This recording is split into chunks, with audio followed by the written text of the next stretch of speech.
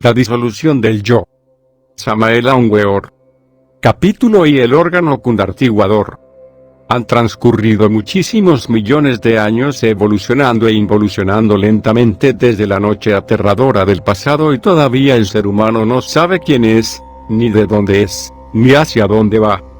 Un sopor de muchos siglos pesa sobre los antiguos misterios y el verbo aguarda en el fondo del arca, el instante de ser realizado. Tras de la tradición edénica hay desideratos cósmicos terribles, y equivocaciones sagradas que espantan y horrorizan. Los dioses también se equivocan. Y hoy como ayer, estamos enfrentados ante nuestro propio destino. Estamos ante el dilema del ser y del no ser de la filosofía. Mucho se ha hablado sobre la serpiente sagrada y hoy vamos a hablar claramente sobre el órgano cundartiguador. Dioses y devas, avataras y reyes divinos, han luchado desde hace millones de años para acabar con las consecuencias del órgano cundartiguador. Todos los esfuerzos de los profetas, avataras y dioses para acabar con el desastroso resultado del órgano cundartiguador han resultado inútiles. Es necesario saber que el órgano cundartiguador es el fuego desarrollado negativamente, la serpiente bajando, precipitándose desde el coxis hasta los infiernos atómicos del hombre. El órgano cundartiguador es la horrorosa cola de Satán en el cuerpo de deseos de ese animal intelectual, falsamente llamado hombre. Lo que más duele, lo que más lastima al alma en esto es saber que algunos individuos sagrados le dieron a la humanidad el órgano cundartiguador. Dicen las viejas tradiciones que durante la época lemúrica vinieron a la Tierra ciertos individuos sagrados en una astronave cósmica. Esos individuos formaban una altísima comisión sagrada encargada de estudiar los problemas evolutivos e involutivos de la Tierra y de la humanidad. El arcángel Sakaki y el principal archifísico químico común universal Ángel Loisos, eran los dos individuos principales de esta santa comisión divina. Detrás de todo el drama del Edén, está la sagrada comisión de seres inefables. Ellos vinieron con cuerpo de carne y hueso y su nave aterrizó en la Lemuria. Por aquella antigua edad comenzaba el instinto humano a desarrollarse en razón objetiva. La altísima comisión pudo evidenciar hasta la saciedad que el hombre edénico ya empezaba a sospechar el motivo por el cual fue creado. La raza lemúrica empezaba a adivinar los motivos de su existencia, mísera existencia, motivos mecánicos. Cada ser humano es una maquinita que capta y transforma energías cósmicas que luego adapta inconscientemente a las capas inferiores de la Tierra. Eso. Maquinitas humanas. Y nada más. ¿Qué sería del mundo sin esas maquinitas? El mundo sin ese sello, sin esa fisonomía que le da la humanidad, es algo sin motivo y lo que no tiene motivo deja de existir. La humanidad en su conjunto es un órgano de la naturaleza, un órgano que recoge y asimila energías cósmicas, necesarias para la marcha del organismo planetario. Desgraciadamente no es muy agradable ser máquina y eso es el llamado hombre. Eso. Sí, eso y nada más. Cuando algún rebelde se levanta en armas contra la naturaleza, cuando quiere dejar de ser máquina, los tenebrosos poderes lo combaten a muerte y raros son aquellos humanos capaces de combatir a los tenebrosos, a la naturaleza, al cosmos, etc. Y por lo común esos rebeldes capitulan. Muchos son los llamados y pocos los escogidos, solo unos pocos logran vencer a la naturaleza y sentarse en el trono del poder para gobernarla. Los lemures ya habían sospechado todo y con su instinto comprendían que los seres humanos dejaban de nacer cuando después de haber prestado sus servicios de máquinas a la naturaleza, se hacían perversos. Por doquiera y en todos los rincones de Lemuria se sospechaba instintivamente toda esta tragedia que ya quería asomarse a la razón objetiva. La comisión sagrada, después de examinar serenamente este problema, resolvió tomar medidas cósmicas drásticas para evitar la desilusión total del género humano y hasta suicidios en masa. Los grandes desideratos cósmicos están tras de Adán y Eva. La sagrada comisión está oculta tras el drama y el escenario edénico. Todo se cumple y el hombre recibe el maldito estigma del órgano cundartiguador. Tiempo después, muchos siglos quizá. Regresó la Santa Comisión encabezada por el archiserafín Segotartra, dado que el arcángel Sakaki se había convertido en uno de los 4 tetras sustentadores del universo. Las tradiciones dicen que el regreso fue a los 3 años justos, pero estos 3 años siempre son simbólicos. La realidad fue que entonces, después de severo examen de la situación del archifísico químico Ángel Loisos, destruyó el órgano cundartiguador en la raza humana, porque ésta no lo necesitaba. El ser humano había abandonado todas sus sospechas y se había ilusionado de las bellezas de este mundo. Los dioses salvaron al ser humano de una gran crisis, lograron que se ilusionara de este mundo y que viviese en él como todo un ciudadano planetario, pero no pudieron salvarlo de las malas consecuencias del órgano cundartiguador. Realmente las malas consecuencias de dicho órgano se convirtieron en hábitos y costumbres equivocadas que al irse al fondo interno de nuestra psiquis, se convirtieron en el subconsciente. El ego o yo psicológico es el mismo subconsciente cuyas raíces se hallan en las malas consecuencias del órgano cundartiguador. Mucho luchó el Santísimo Ashyata Shyemas para quitarle a la humanidad las malas consecuencias del órgano cundartiguador. Mucho sufrió el Santo Lama en el Tíbet para salvar a la humanidad de esas horribles consecuencias del mencionado órgano fatal. Muchas amarguras pasaron Buda, Jesús, Moisés y otros para libertar a la humanidad de las desastrosas consecuencias del órgano cundartiguador. La Sagrada Comisión de Seres Inefables se echó un terrible karma cósmico sobre sus hombros. Dicho karma será pagado en el futuro Mahamvantara. Escuchadme, hermanos gnósticos. Comprended que solo con los 3 factores de la revolución de la conciencia podéis acabar con las malas consecuencias del órgano cundartiguador. Esos 3 factores son: A. Muerte del yo psicológico. B. Nacimiento del ser en nosotros, y C. Sacrificio por la humanidad. El yo muere a base de rigurosa comprensión creadora. El ser nace en nosotros con el Maituna, magia sexual. Sacrificio por la humanidad es caridad y amor bien entendido. Las escuelas que enseñan la eyaculación del semen, aun cuando lo hagan en forma muy mística, son realmente negras porque con esa práctica se desarrolla el órgano cundartiguador. Las escuelas que enseñan la conexión del lingam yoni sin eyaculación del semen, son blancas porque así sube el kundalini por el canal medular. Las escuelas que enseñan a fortificar el yo psicológico son negras porque así se fortalecen las malas consecuencias del órgano cundartiguador.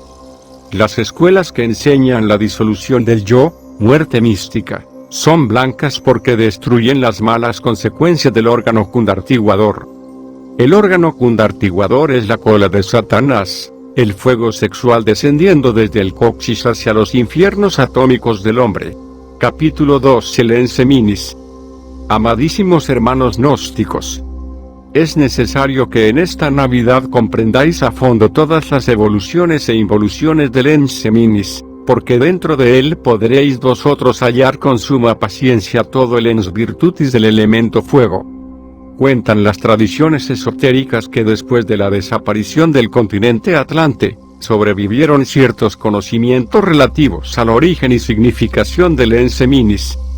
Dicen las viejas tradiciones que esos conocimientos relacionados con el Enseminis sobrevivieron al sumergimiento de la Atlántida, pero que después de unos 35 siglos de guerras incesantes todos esos conocimientos se perdieron. Los viejos sacerdotes cuentan que de toda la primitiva sabiduría relacionada con el Enseminis, solo quedó la tradición que afirmaba categóricamente la posibilidad de autorrealizarse íntimamente con el Exoeari, semen o esperma. Ciertas informaciones fragmentarias aquí y allá dispersas por distintos lugares, no indicaban los métodos para operar con el Enseminis y los primitivos arios descendientes de la Atlántida, cansados de tantas guerras comenzaron a indagar buscando el esoterismo del Enseminis. Los anhelantes buscadores de la luz sabían muy bien por las tradiciones que con el Enseminis se logra la autoperfección individual, pero desconocían la clave tántrica del Maituna y sufrían buscándola, mas no la encontraban. Realmente solo los viejos hierofantes egipcios, indostaníes, etc., descendientes de la antigua sociedad atlante llamada Akaldan, poseían toda la ciencia tántrica completa con la clave secreta del Maituna. Entrar a las viejas escuelas de misterios era algo muy difícil porque las pruebas eran muy terribles y muy pocos las pasaban con éxito. La gran mayoría de aspirantes a la luz nada sabían sobre el Maituna, pero por las tradiciones comprendían que con el Ensemini sabiamente transmutado se logra la autoperfección. El ignorante procede siempre ignorantemente, y muchos creyeron que con solo abstenerse sexualmente quedaría resuelto el problema de su autorrealización. Este concepto equivocado originó muchas comunidades de monjes abstemios organizados en sectas y religiones, que ignoraban el Maituna. Creyeron los ignorantes que con solo abstenerse quedaría resuelto el problema de su autoperfección. Así es y así ha sido y así será siempre la ignorancia. Lo más lamentable es que todavía a estas horas de la vida, existan no solo monjes, sino también muchos pseudo-ocultistas y pseudo-esoteristas convencidos que con solo abstenerse, ya está resuelto el problema de su autorrealización. En el esperma hay evoluciones formidables y tremendas involuciones. El solo trabajo natural de formación del esperma es evolutivo. El último resultado de todo lo que comemos y bebemos, es el esperma. Es también necesario saber que las evoluciones del esperma están sometidas a la fundamental ley cósmica sagrada, Tepta Paraparsinok, que es la ley del Santo 7, la septenaria ley. Cuando el enseminizo esperma completa sus evoluciones septenarias, debe recibir un impulso desde el exterior y ser transmutado con el Maituna, porque de lo contrario entra de lleno en el proceso de la involución o retroceso, convirtiendo al individuo en infrasexual degenerado. La involución de la esperma elabora entre muchas otras sustancias perniciosas, una especialmente maligna, que tiene la propiedad de originar dos tipos de acciones en el funcionalismo general del organismo. El primer tipo de acción consiste en provocar el depósito de grasa superflua dentro del organismo. El segundo tipo de acción consiste en originar en el ser humano ciertas vibraciones malignas conocidas en el esoterismo como vibraciones veneno-osquirianas. El primer caso origina cerdos humanos, es decir, hombres regordos, horribles, llenos de grasa. El segundo caso origina hombres flacos y enjutos, intensamente cargados con las perversas vibraciones veneno-osquirianas. Estas vibraciones se manifiestan en forma dual. Fanatismo en alto grado y cinismo experto, son en síntesis, la dual manifestación de esas tenebrosas vibraciones. El fanatismo suele ser externo y el cinismo resulta interno. He aquí dos caras de una misma medalla, el anverso y el reverso. Lo más grave de todo esto y de esa absurda abstinencia sexual es que las tenebrosas vibraciones veneno-osquirianas no solo estimulan las malas consecuencias del órgano kundartiguador, sino que también pueden desarrollar realmente dicho órgano maligno. Si tenemos en cuenta que todo opuesto contiene a su contrario y que por lo tanto dentro de la misma luz están las tinieblas y viceversa, y que dentro de la virtud está su opuesto en estado latente, etc., debemos entonces comprender a fondo la palabra Kundalini. Kunda, nos recuerda al órgano kundartiguador, Lini, en antiguo lenguaje atlante, significa fin. Esto es pues, fin del órgano kundartiguador. Analizando a fondo la cuestión, llegamos a la conclusión lógica que necesitamos el Maituna para transmutar el Enseminis y poner fin no solo al órgano kundartiguador sino a las consecuencias que quedaron de dicho órgano. Cuando el yo se disuelve y la serpiente de fuego sube por el canal medular, desaparecen hasta los últimos vestigios del órgano kundartiguador. Debido a eso, podemos darle al fuego sagrado el nombre de Kundalini, que significa fin del órgano kundartiguador. Capítulo 3: Los 7 cosmos. La Cábala dice que existen dos cosmos, el macrocosmos y el microcosmos. El primero representa a lo infinitamente grande, lo segundo representa lo infinitamente pequeño. La enseñanza cabalista sobre los dos cosmos está incompleta, es tan solo una enseñanza fragmentaria. Existen 7 cosmos y no únicamente 2 como pretenden equivocadamente los cabalistas. El absoluto en sí mismo es explicado por la Cábala como teniendo 3 aspectos, a saber: 1. Ein Sof Aur. 2. Ein Sof. 3. Ein. Ein Sof Aur viene a ser el círculo externo, Ein Sof viene a ser el círculo medio. Ein es de hecho Sat, el inmanifestado absoluto. El primer cosmos no podría existir dentro del inmanifestado Ein, ni siquiera dentro del Ein Sof. El primer cosmos solo puede existir en el Ein Sof Aur. El primer cosmos es de naturaleza puramente espiritual y su nombre es protocosmos. El segundo es el Ayocosmos o Melagocosmos, esto es, el gran cosmos, todos los soles, todos los mundos del espacio infinito. El tercer cosmos es el macrocosmos del cual hablan los cabalistas en sus libros y está compuesto por la Vía Láctea con sus 18 millones de soles que giran alrededor del Sol central sirio. El cuarto es el deuterocosmos que está constituido por el Sol de nuestro sistema solar con todas sus leyes. El quinto es el mesocosmos, nuestro planeta Tierra. El sexto es el microcosmos hombre. El séptimo es el tritocosmos, lo infinitamente pequeño, átomos, moléculas, insectos, microbios, electrones, etc. Y además el Abichi, abismo. Entre el microcosmos hombre y el macrocosmos existen el mesocosmos y el deuterocosmos. Por lo tanto resulta un poco caprichosa aquella frase que dice, el hombre es el microcosmos del macrocosmos. Cada uno de los 7 cosmos tiene sus leyes propias. El gnóstico tiene que estudiar las leyes que gobiernan a estos 7 cosmos, a fin de saber cuál es el puesto que ocupamos en la vida y cómo debemos hacer para lograr la liberación final. Rayo de la creación. Dice el maestro G. que el rayo de la creación inicia su crecimiento desde el absoluto y termina en la luna. El error del maestro G. consiste en creer que la luna es un fragmento desprendido de la Tierra. La luna es mucho más antigua que la Tierra, es un mundo ya muerto, un mundo que perteneció a otro rayo de la creación. Realmente nuestro propio rayo de creación se inició en el absoluto y terminó en el infierno, infernus, abici, tartarus griego, Averno romano, reino mineral sumergido, morada fatal de los tenebrosos sublunares. El rayo de la creación correctamente explicado es así: A. Absoluto. B. Todos los mundos. C. Todos los soles. D. El Sol. E. Todos los planetas. F. La Tierra. G. El abismo.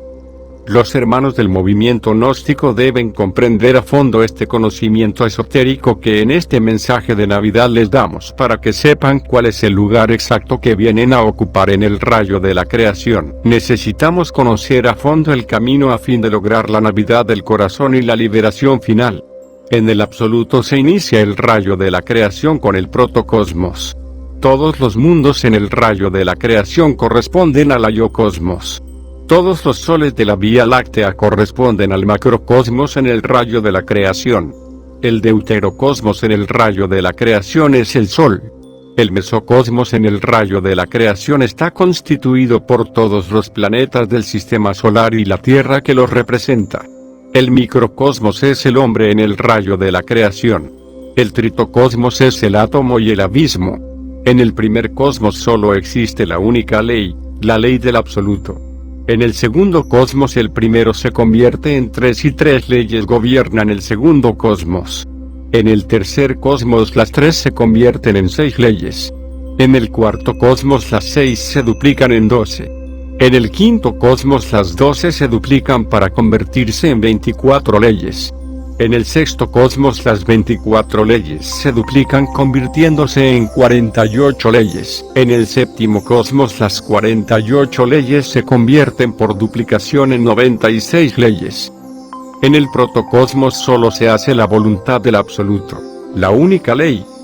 En el segundo cosmos la gran ley se convierte en 3, Padre, Hijo y Espíritu Santo, fuerza positiva, fuerza negativa, fuerza neutra. En el tercer cosmos comienza la mecánica porque las tres fuerzas primordiales se dividen convirtiéndose en 6.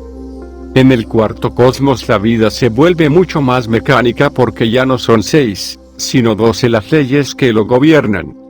En el quinto cosmos la vida es muchísimo más mecánica y ya casi nada tiene que ver con la voluntad del absoluto, porque las 12 leyes se han vuelto 24.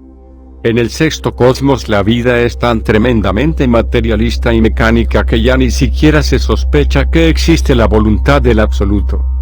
Nosotros vivimos en un mundo mecánico de 48 leyes, un mundo donde no se hace la voluntad del absoluto, un apartadísimo rincón del universo, un lugar oscuro y terriblemente doloroso. El puesto que ocupamos en el rayo de la creación es lamentable. En nuestro mundo ya no se hace la voluntad del absoluto y ni siquiera la voluntad de las tres divinas personas llamadas Padre, Hijo y Espíritu Santo. 48 espantosas leyes mecánicas nos gobiernan y dirigen. Somos realmente unos infelices desterrados viviendo en este valle de amarguras. Por debajo de nosotros en el rayo de la creación solo están los desgraciados del abismo gobernados por la horrible mecánica de las 96 leyes. Necesitamos libertarnos de las 48 leyes para pasar el quinto cosmos, el de las 24 leyes. Necesitamos libertarnos luego del quinto cosmos, el de las 12 leyes, y después continuar nuestro trabajo de liberación final pasando por el cuarto y el tercero y segundo cosmos para regresar al absoluto. Todas las sustancias de los 7 cosmos están dentro de nosotros mismos. Dentro del cerebro pensante tenemos la sustancia del protocosmos. Dentro del cerebro motor o sistema pensante tenemos la sustancia del ayocosmos. Dentro del cerebro consciente formado por todos los centros nerviosos específicos del organismo humano, tenemos la sustancia del macrocosmos y así sucesivamente.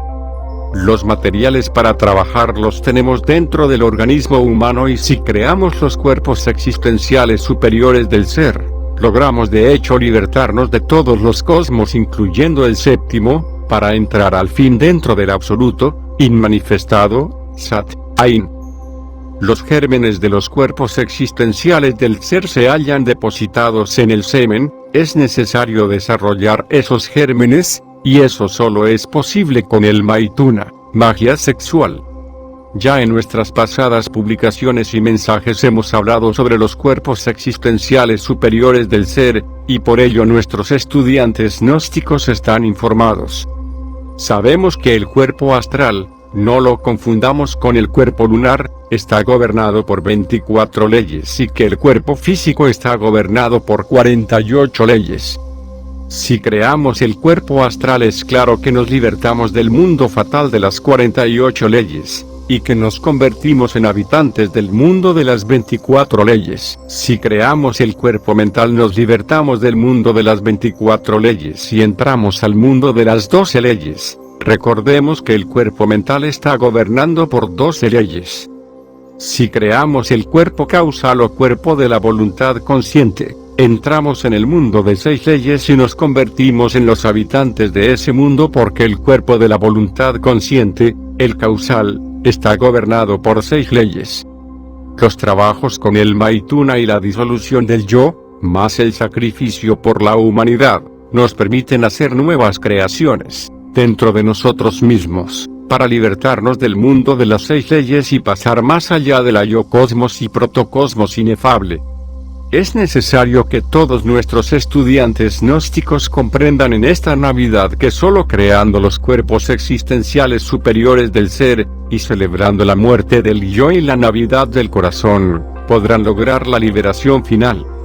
El ser solo puede entrar dentro de aquel que ha creado los cuerpos existenciales superiores.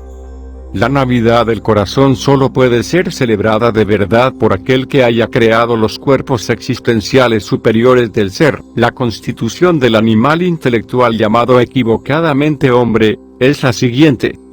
A. Cuerpo físico. B. Cuerpo vital. C. Cuerpo lunar de deseos. D. Cuerpo mental lunar. E. El yo pluralizado.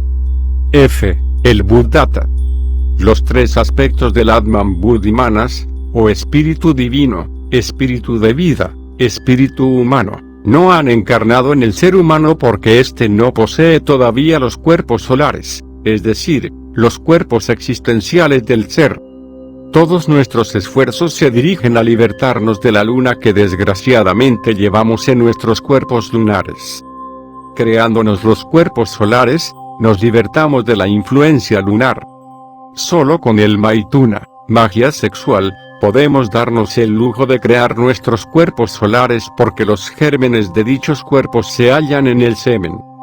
Los cuerpos lunares nos tienen viviendo en el mundo de las 48 leyes, el valle de las amarguras. Los cuerpos lunares son femeninos, por eso los hombres de este mundo, en los mundos internos después de la muerte son mujeres subconscientes, frías, fantasmales. Es muy lamentable que los escritores teosofistas, pseudo-rosacrucistas, etc., no hayan sido capaces de comprender que los vehículos internos actuales del ser humano son cuerpos lunares que debemos desintegrar después de habernos creado los cuerpos solares. Es imposible liberarnos del mundo de las 48 leyes mientras no hayamos creado los cuerpos existenciales superiores del ser. Capítulo I del yo psicológico. Los pseudo-ocultistas y pseudo-esoteristas dividen el ego en dos yoes, yo superior y yo inferior. Superior e inferior es división de un mismo organismo. Yo superior, yo inferior es todo ego, todo yo. El íntimo, lo real ser, no es el yo, trasciende todo yo, está más allá de todo yo. El íntimo es el ser es lo real, lo atemporal, lo divinal. El yo tuvo un principio y tendrá inevitablemente un fin, todo lo que tiene un principio tiene un fin. El ser, el íntimo, no tuvo principio, no tendrá fin. Él es, lo que siempre ha sido y lo que siempre será. El yo continúa después de la muerte y retorna a este valle de lágrimas para repetir acontecimientos, satisfacer pasiones y pagar karma. El ser no continúa porque no tuvo principio, solo continúa lo que pertenece al tiempo, lo que tuvo un principio. El ser no pertenece al tiempo. Lo que continúa está sometido a decrepitud, degeneración, dolor, pasión. Nuestra vida actual es el efecto de nuestra vida pasada. Continuación de nuestra vida pasada, el efecto de una causa anterior. Toda causa tiene su efecto, todo efecto tiene su causa, toda causa se transforma en efecto, todo efecto se convierte en causa. Nuestra vida presente es la causa de nuestra vida futura. Nuestra futura vida tendrá por causa nuestra vida actual, con todos sus errores y miserias. Continuar es aplazar el error y el dolor. Nosotros debemos morir de instante en instante para no continuar, es mejor ser que continuar. El yo es el origen del error y de su consecuencia que es el dolor. Mientras exista el yo, existirá el dolor y el error. Nacer es dolor, morir es dolor, vivir es dolor, dolor en la niñez, la adolescencia, la juventud, la madurez, la vejez, todo en este mundo es dolor. Cuando dejamos de existir en todos los niveles de la mente, desaparece el dolor, solo dejaremos de existir radicalmente disolviendo el yo psicológico. El origen del yo es el órgano cundartiguador. El yo está constituido por todas las malas consecuencias del órgano cundartiguador. El yo es un manojo de pasiones, deseos, temores, odios, egoísmo, envidia, orgullo, gula, pereza, ira, apetencias, apegos, sentimentalismos morbosos, herencia, familia, raza, nación, etc. El yo es múltiple, el yo no es individual, el yo existe pluralizado, y continúa pluralizado y retorna pluralizado. Así como el agua se compone de muchas gotas, así como la llama se compone de muchas partículas ígneas, así el yo se compone de muchos yoes. Millares de pequeños yoes constituyen el yo ego que continúa después de la muerte y retorna a este valle de lágrimas para satisfacer deseos y pagar karma. En cinta sucesiva los yoes pasan en orden sucesivo por la pantalla de la vida, para representar su papel en el drama doloroso de la vida. Cada yo de la trágica cinta tiene su mente propia, y sus ideas, y criterio propio. Lo que a un yo le gusta, a otro yo le disgusta. El yo que hoy jura fidelidad ante el ara de la gnosis, es desplazado más tarde por otro yo que odia la gnosis. El yo que hoy jura amor eterno a una mujer, es reemplazado más tarde por el otro yo que nada tiene que ver ni con la mujer ni con el juramento. El animal intelectual llamado falsamente hombre no tiene individualidad, porque no tiene un centro permanente de conciencia, no tiene continuidad de propósitos porque no tiene un centro de gravedad permanente, solo tiene el yo pluralizado. No es pues extraño que muchos se afilien al movimiento gnóstico y luego se conviertan en enemigos de él. Hoy con la gnosis, mañana contra la gnosis, hoy en una escuela, mañana en otra, hoy con una mujer, mañana con otra, hoy amigo mañana enemigo. Capítulo V. Retorno y reencarnación.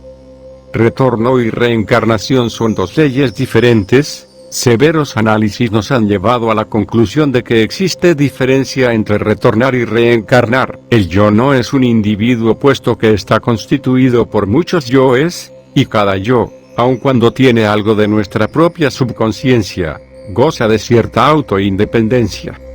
El yo es legión de diablos. Afirmar que la legión se reencarna resulta absurdo. Es exacto afirmar que el individuo se reencarna, pero no es exacto afirmar que la legión se reencarna. En este mundo existen millones de personas, pero es muy difícil hallar un individuo. Solo creando nuestros cuerpos existenciales superiores del ser, disolviendo el yo, y encarnando el ser, nos convertimos en individuos. Los individuos sagrados se reencarnan, pero el yo únicamente retorna a nueva matriz para vestirse o mejor dijera revestirse con nuevo traje de piel. El yo continúa en nuestros descendientes mediatos o inmediatos, el yo es la raza, el error y el dolor que continúan.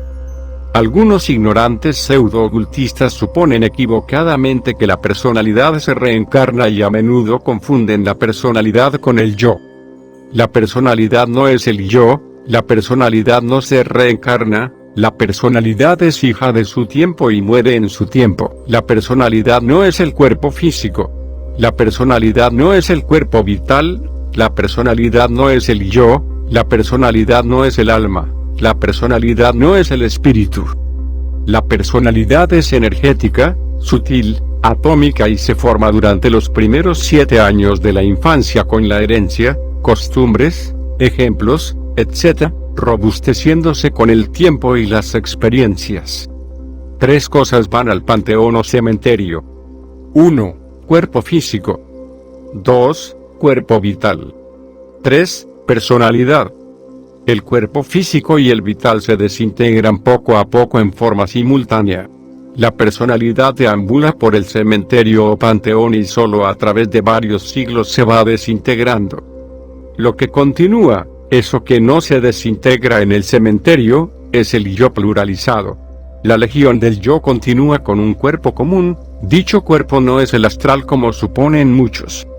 El cuerpo que usa la legión del yo es el cuerpo lunar o cuerpo molecular. Es necesario que los estudiantes gnósticos no confundan el cuerpo lunar con el cuerpo solar. El cuerpo solar es el cuerpo astral. Solo aquellos que han trabajado con el Maituna durante muchos años poseen realmente el cuerpo astral. Los pequeños yoes que habitan en el cuerpo lunar se proyectan por todas las regiones de la mente cósmica, y regresan a su cuerpo común, el cuerpo lunar. El yo vestido con su cuerpo lunar retorna a una nueva matriz para revestirse con el traje de piel y repetir en este valle de lágrimas sus mismas tragedias y amarguras. Solo aquellos que poseen el ser se reencarnan. Los que no poseen el ser, retornan. Se necesita poseer el ser para reencarnarse. Se necesita no poseer el ser para retornar. Es sacrificio reencarnarse, es un fracaso retornar. Se reencarnan los individuos sagrados para salvar al mundo. Retornan los imbéciles para atormentar al mundo. Las reencarnaciones sagradas fueron siempre celebradas en el Tíbet con grandes fiestas religiosas. Jesús de Nazaret fue una reencarnación. El nacimiento de Jesús fue el acontecimiento más grande del mundo. Capítulo V. Disolución del yo. Hermanos míos, es necesario que vosotros en esta Navidad comprendáis a fondo la necesidad de disolver el yo. El peligro más grande que existe en la vida, es el de convertirnos en anasmusianos. Quien no trabaja en la disolución del yo en cada existencia se va degenerando más y más hasta que por fin deja de nacer porque se ha convertido en anasmusiano peligroso. Existen 4 clases de anasmusianos. 1. Anasmusiano de tipo cretino, demasiado decrépito, estúpido y degenerado. 2. Anasmusianos fuertes, astutos, perversos. 3. Anasmusianos con doble centro de gravedad pero que no tienen cuerpo astral, y solo usan cuerpo lunar. 4. Anasmusianos con doble centro de gravedad y cuerpo astral. Los anasmusianos de primer tipo son verdaderos cretinos, idiotas, y degenerados sumamente perversos, pero que ya no tienen ni siquiera fuerzas para ser perversos. Esa clase se desintegra rápidamente después de la muerte del cuerpo físico.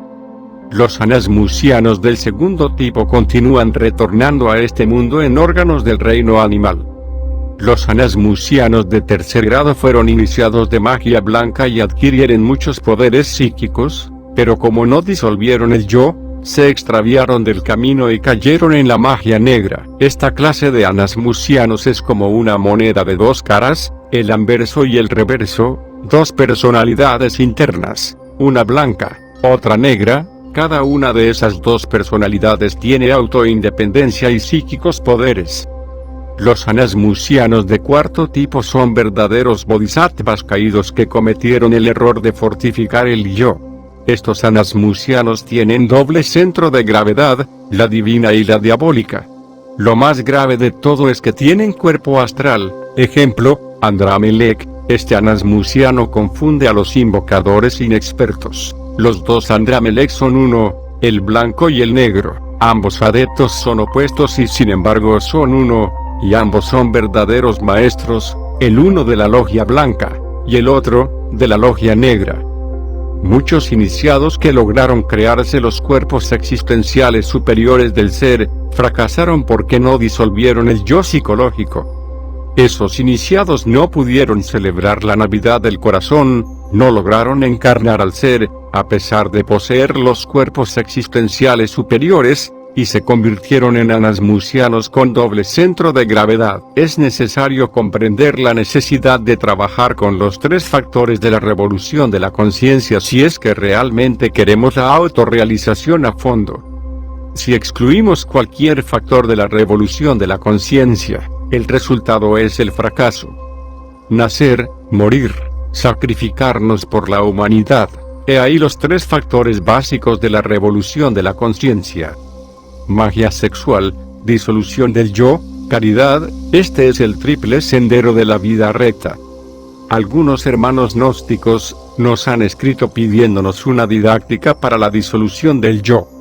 La mejor didáctica para la disolución del yo se halla en la vida práctica intensamente vivida. La convivencia es un espejo maravilloso donde el yo se puede contemplar de cuerpo entero. La relación con nuestros semejantes, los defectos escondidos en el fondo subconsciente afloran espontáneamente, saltan fuera porque el subconsciente nos traiciona y si estamos en estado de alerta percepción, entonces los vemos tal cual son en sí mismos. La mejor alegría para el gnóstico es celebrar el descubrimiento de alguno de sus defectos. Defecto descubierto, defecto muerto. Cuando descubrimos algún defecto debemos verlo en escena como quien está viendo cine, pero sin juzgar ni condenar. No es suficiente comprender intelectualmente el defecto descubierto, se hace necesario sumergirnos en profunda meditación interior, para atrapar al defecto en los otros niveles de la mente. La mente tiene muchos niveles y profundidades, y mientras no hayamos comprendido un defecto en todos los niveles de la mente, nada hemos hecho, y este continúa existiendo como demonio tentador en el fondo de nuestro propio subconsciente. Cuando un defecto es íntegramente comprendido en todos los niveles de la mente, entonces este se desintegra con su pequeño yo, que lo caracteriza, reduciéndolo a polvareda cósmica en los mundos suprasensibles. Así es como vamos muriendo de instante en instante, así es como vamos estableciendo dentro de nosotros un centro de conciencia permanente, un centro de gravedad permanente. Dentro de todo ser humano que no se halla en último estado de degeneración, existe el Buddhata, el principio budista interior, el material psíquico o materia prima para fabricar eso que se llama alma. El yo pluralizado gasta torpemente dicho material psíquico en explosiones atómicas absurdas de envidias, codicia, odios, celos, fornicaciones, apegos, vanidades, etc. Conforme el yo pluralizado va muriendo de instante en instante, el material psíquico se va acumulando dentro de nosotros mismos, convirtiéndonos en un centro permanente de conciencia. Así es como vamos individualizándonos poco a poco, desegoistizándonos nos individualizamos. Empero aclaramos que la individualidad no es todo, con el acontecimiento de Belén debemos pasar a la sobreindividualidad. El trabajo de disolución del yo, es algo muy serio, necesitamos estudiarnos a sí mismos profundamente en todos los niveles de la mente. El yo es un libro de muchos tomos. Necesitamos estudiar nuestros pensamientos, emociones, acciones, de instante en instante, sin justificar ni condenar. Necesitamos comprender íntegramente en todas las profundidades de la mente, todos y cada uno de nuestros defectos. El yo pluralizado es el subconsciente. Cuando disolvemos el yo, el subconsciente se convierte en consciente. Necesitamos convertir el subconsciente en consciente y eso solo es posible logrando la aniquilación del yo. Cuando el consciente pasa a ocupar el puesto de subconsciente, adquirimos eso que se llama conciencia continua. Quien goza de conciencia continua vive a todo instante consciente no solo en el mundo físico, sino también en los mundos superiores. La humanidad actual es subconsciente en un 97% y por ello duerme profundamente no solamente en el mundo físico, sino también en los mundos suprasensibles durante el sueño del cuerpo físico y después de la muerte. Necesitamos la muerte del yo, necesitamos morir de instante en instante, aquí y ahora, no solamente en el mundo físico, sino también en todos los planos de la mente cósmica. Debemos ser despiadados para con nosotros mismos y hacerle la disección al yo, con el tremendo bisturí de la autocrítica. Capítulo B. La lucha de los opuestos. Un gran maestro decía, buscad la iluminación que todo lo demás se os dará por añadidura. El peor enemigo de la iluminación es el yo. Es necesario saber que el yo es un nudo en el fluir de la existencia, una obstrucción fatal en el flujo de la vida libre en su movimiento. Se le preguntó a un maestro, ¿cuál es el camino? ¡Qué magnífica montaña!, dijo, refiriéndose a la montaña donde tenía su retiro. No os pregunto acerca de la montaña, sino acerca del camino. Mientras no puedas ir más allá de la montaña, no podrás encontrar el camino, replicó el maestro. Otro monje hizo la misma pregunta a ese mismo maestro, ¿allá está justo delante de tus ojos?, respondióle el maestro. ¿Por qué no puedo verlo? Porque tienes ideas egoístas. Signo de interrogación abierta. ¿Podré verlo, señor? Mientras tengas una visión dualista y digas, yo no puedo y así por el estilo, tus ojos estarán oscurecidos por esa visión relativa. Cuando no hay yo, ni tú, se le puede ver. Cuando no hay yo ni tú, ¿quién quiere ver? El fundamento del yo es el dualismo de la mente. El yo se sostiene por el batallar de los opuestos.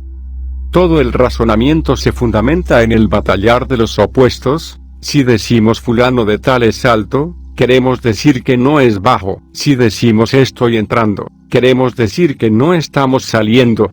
Si decimos estoy alegre, afirmamos con ello que no estamos tristes, etc. Los problemas de la vida no son sino formas mentales con dos polos, uno positivo y otro negativo. Los problemas se sostienen por la mente y son creados por la mente. Cuando dejamos de pensar en un problema, este termina inevitablemente. Alegría y tristeza, placer y dolor, bien y mal, triunfo y derrota, constituyen el batallar de los opuestos en el cual se fundamenta el yo. Toda la vida miserable que vivimos va de un opuesto a otro: triunfo, derrota, gusto, disgusto, placer, dolor, fracaso, éxito, esto, aquello, etc. Necesitamos liberarnos de la tiranía de los opuestos. Esto solo es posible aprendiendo a vivir de instante en instante sin abstracciones de ninguna especie, sin sueños, sin fantasía. ¿Habéis observado cómo las piedras del camino están pálidas y puras después de un torrencial aguacero? Uno solo puede murmurar un "oh" de admiración. Nosotros debemos comprender ese "oh" de las cosas sin deformar esa exclamación divina con la batalla de los opuestos. Josu preguntó al maestro Nansen: ¿qué es el Tao? La vida común, respondió Nansen. ¿Cómo se hace para vivir de acuerdo con ella? Si tratas de vivir de acuerdo con ella, huirá de ti. No trates de cantar esta canción, deja que ella misma se cante. ¿Acaso el humilde hipo no viene por sí solo? Hermanos míos, recordad en esta Navidad esta frase: la gnosis vive en los hechos. Se marchita en las abstracciones y es difícil de hallar, aún en los pensamientos más nobles. Le preguntaron al maestro Bokujo: ¿tenemos que vestir y comer todos los días? ¿Cómo podríamos escapar de esto? El maestro respondió: comemos, nos vestimos. No comprendo, dijo el discípulo. Entonces vístete y come, dijo el maestro. Esta es precisamente la acción libre de los opuestos: comemos, nos vestimos. ¿Por qué hacer un problema de eso? ¿Por qué estar en otras cosas mientras estamos comiendo y vistiendo? Si estás comiendo, come, y si estás vistiéndote, vístete, y si andas por la calle, anda, pero no pienses en otra cosa, haced únicamente lo que estáis haciendo, no huyas de los hechos, no lo llenes de tantos significados, símbolos, sermones y advertencias, vívelos sin alegorías, con mente receptiva de instante en instante. Amadísimos hermanos gnósticos que hoy celebran con nosotros la fiesta de Navidad, comprended que os estoy hablando del sendero de acción, libre del batallar doloroso de los opuestos. Acción sin distracciones, sin escapatorias, sin fantasías, sin abstracciones de ninguna especie. Cambiad vuestro carácter, amadísimos, cambiadlo a través de la acción inteligente, libre del batallar de los opuestos. Cuando se le cierran las puertas a la fantasía, se despierta el órgano de la intuición. La acción, libre del batallar de los opuestos, es acción intuitiva, es acción plena, donde hay plenitud el yo está ausente. La acción intuitiva nos conduce de la mano hasta el despertar de la conciencia. Trabajemos y descansemos felices abandonándonos al curso de la vida. Agotemos el agua turbia y podrida del pensamiento habitual y en el vacío fluirá la gnosis y con ella la alegría de vivir. Esta acción inteligente, libre del batallar de los opuestos, nos eleva a un punto en el cual algo debe romperse. Cuando todo marcha bien, se rompe el techo rígido de pensar y la luz y el poder del íntimo entran a raudales en la mente que ha dejado de soñar. Entonces, en el mundo físico y fuera de él, durante el sueño del cuerpo material, vivimos totalmente conscientes e iluminados, gozando la dicha de la vida en los mundos superiores. Esta tensión continua de la mente, esta disciplina, nos lleva al despertar de la conciencia. Si estamos comiendo y pensando en negocios, es claro que estamos soñando. Si estamos manejando un automóvil y estamos pensando en la novia, es lógico que no estamos despiertos, estamos soñando. Si estamos trabajando y estamos recordando al compadre o a la comadre, o al amigo, o al hermano, etc., es claro que estamos soñando. La gente que vive soñando en el mundo físico, vive también soñando en los mundos internos durante aquellas horas en que el cuerpo físico está durmiendo. Se necesita dejar de soñar en los mundos internos. Cuando dejamos de soñar en el mundo físico, despertamos aquí y ahora, y ese despertar aparece en los mundos internos. Buscad primero la iluminación, que todo lo demás se os dará por añadidura. Quien está iluminado ve el camino. Quien no está iluminado no puede ver el camino y fácilmente puede extraviarse en la senda y caer en el abismo. Es terrible el esfuerzo y la vigilancia que se necesitan de segundo en segundo, de instante en instante para no caer en ensoñaciones. Basta con un minuto de descuido y ya la mente está soñando al acordarse de algo, al pensar en algo distinto al trabajo o al hecho que estemos viviendo en el momento. Cuando en el mundo físico aprendemos a estar despiertos de instante en instante, en los mundos internos durante las horas de sueño del cuerpo físico y también después de la muerte viviremos despiertos y autoconscientes de instante en instante. Es doloroso saber que la conciencia de todos los seres humanos duerme y sueña profundamente, no solamente durante aquellas horas de reposo del cuerpo físico, sino también durante ese estado irónicamente llamado estado de vigilia. La acción libre de dualismo mental produce el despertar de la conciencia. Capítulo 8. Técnica de la meditación. La técnica de la meditación nos permite llegar hasta las alturas de la iluminación. Debemos distinguir entre una mente que está quieta y una mente que está aquietada a la fuerza. Debemos distinguir entre una mente que está en silencio y una mente que está silenciada violentamente. Cuando la mente está aquietada a la fuerza, realmente no está quieta, está amordazada por la violencia, y en los niveles más profundos del entendimiento hay toda una tempestad. Cuando la mente está silenciada violentamente, realmente no está en silencio y en el fondo clama, y grita y se desespera. Es necesario acabar con las modificaciones del principio pensante durante la meditación. Cuando el principio pensante queda bajo nuestro control, la iluminación adviene a nosotros espontáneamente. El control mental nos permite destruir los grillos creados por el pensamiento. Para lograr la quietud y el silencio de la mente es necesario saber vivir de instante en instante, saber aprovechar cada momento, no dosificar el momento. Toma todo de cada momento, porque cada momento es hijo de la gnosis, cada momento es absoluto, vivo y significante. La momentaneidad es característica especial de los gnósticos. Nosotros amamos la filosofía de la momentaneidad. El maestro Ummon dijo a sus discípulos: si caminan, caminen, si se sientan, siéntense, pero no vacilen. Un primer estudio en la técnica de la meditación es la antesala de esa paz divina que supera todo conocimiento. La forma más elevada de pensar es no pensar. Cuando se logra la quietud y el silencio de la mente, el yo con todas sus pasiones, deseos, apetencias, temores, afectos, etc., se ausenta. Solo en ausencia del yo puede la esencia de la mente, Buddhata, despertar para unirse al íntimo y llevarnos al éxtasis. Es falso como pretende la escuela de magia negra del Subud, que la mónada, o la gran realidad penetre dentro de aquel que todavía no posee los cuerpos existenciales superiores del ser. Lo que entra dentro de los fanáticos tenebrosos del Subud son las entidades tenebrosas que se expresan en ellos con gestos y acciones y palabras bestiales y absurdas. Esas gentes son poseídas por tenebrosos. La quietud y el silencio de la mente tienen un solo objetivo: liberar la esencia de la mente para que ésta, fusionada con la mónada o íntimo, pueda experimentar eso que nosotros llamamos la verdad. Durante el éxtasis y en ausencia del yo puede la esencia vivir libremente en el mundo de la niebla de fuego experimentando la verdad. Cuando la mente se halla en estado pasivo y receptivo absolutamente quieta y en silencio, se liberta el Buddhata o esencia de la mente y adviene el éxtasis.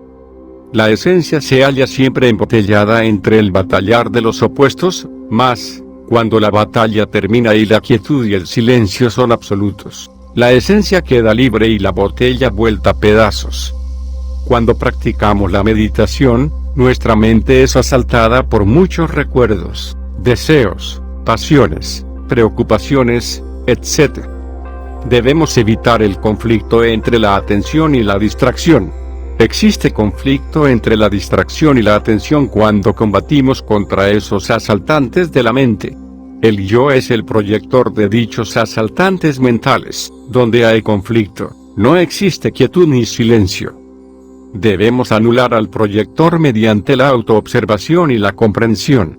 Examinad cada imagen, cada recuerdo, cada pensamiento que llegue a la mente. Recordad que todo pensamiento tiene dos polos, el positivo y el negativo. Entrar y salir son dos aspectos de una misma cosa, el comedor y el baño, lo alto y lo bajo, lo agradable y lo desagradable, etc., son siempre los dos polos de una misma cosa. Examinad los dos polos de cada forma mental que llegue a la mente. Recordad que solo mediante el estudio de las polaridades se llega a la síntesis. Toda forma mental puede ser eliminada mediante la síntesis. Ejemplo, nos asalta el recuerdo de una novia. ¿Es bella? Pensemos que la belleza es el opuesto de la fealdad y que si en su juventud es bella, en su vejez será fea. Síntesis, no vale la pena pensar en ella, es una ilusión, una flor que se marchitará inevitablemente. En la India esta autoobservación y estudio de nuestra propia mente es llamada pratyahara.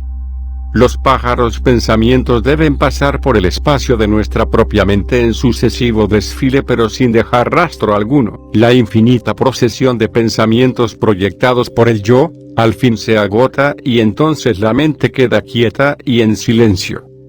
Un gran maestro autorrealizado dijo, solamente cuando el proyector, es decir el yo, está ausente por completo, entonces sobreviene el silencio que no es producto de la mente.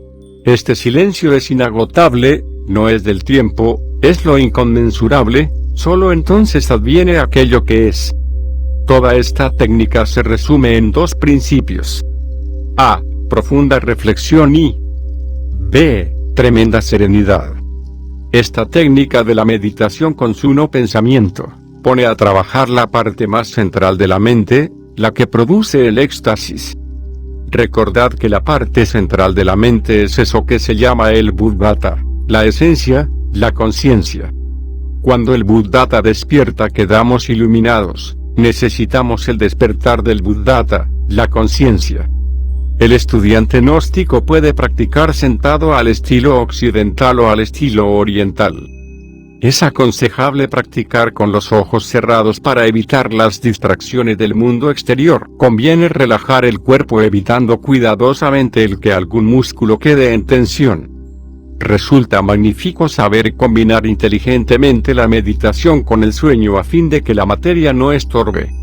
El Buddhata, la esencia, es el material psíquico, el principio búdhico interior, el material anímico o materia prima con la cual damos forma al alma. El Buddhata es lo mejor que tenemos dentro y despierta con la meditación interior profunda. El Buddhata es realmente el único elemento que posee el pobre animal intelectual para llegar a experimentar eso que llamamos la verdad. No pudiendo el animal intelectual encarnar al ser debido a que todavía no posee los cuerpos existenciales superiores, lo único que puede es practicar la meditación para autodespertar el Buddhata y conocer la verdad. Jesús el Divino Maestro, cuya Navidad celebramos en este año de 1964, dijo, «Conoced la verdad y la verdad os hará libres». Capítulo X. El éxtasis. Isan envió al maestro Koisen un espejo. Koisen lo mostró a sus monjes y dijo, «Este es el espejo de Isan o el mío». Si dicen que es de Isan, ¿cómo puede ser que se encuentre en mis manos? Si dices que es mío, ¿acaso no lo he recibido de las manos de Isan? Habla, si no lo haré pedazos. Los monjes no pudieron pasar entre esos dos opuestos y el maestro volvió pedazos el espejo. Es imposible el éxtasis mientras la esencia esté embotellada entre los opuestos. En tiempos de Babilonia vino al mundo el Bodhisattva del Santísimo Asyatashimas, un gran avatara. El Bodhisattva no estaba caído y como todo Bodhisattva tenía normalmente desarrollados los cuerpos existenciales superiores del ser. Cuando llegó a la edad responsable llegó al monte Vesiniana y se metió en una caverna. Cuenta la tradición que hizo 3 tremendos ayunos de 40 días cada uno acompañado de sufrimiento intencional y voluntario. El primer ayuno él lo dedicó a la oración y a la meditación. El segundo ayuno fue dedicado a revisar toda su vida y las vidas pasadas. El tercer ayuno fue el definitivo, fue dedicado a acabar con la asociación mecánica de la mente, No comió y solo bebió agua y cada media hora se arrancaba 2 pelos del pecho. Existen 2 tipos de asociación mecánica que vienen a ser la base de los opuestos. A. Asociación mecánica por ideas, palabras, frases, etc. B. Asociación mecánica por imágenes, formas, cosas, personas, etc. Una idea se asocia a otra, una palabra a otra, una frase a otra y viene el batallar de los opuestos. Una persona se asocia a otra, el recuerdo de alguien viene a la mente, una imagen se asocia a otra, una forma a otra y continúa el batallar de los opuestos.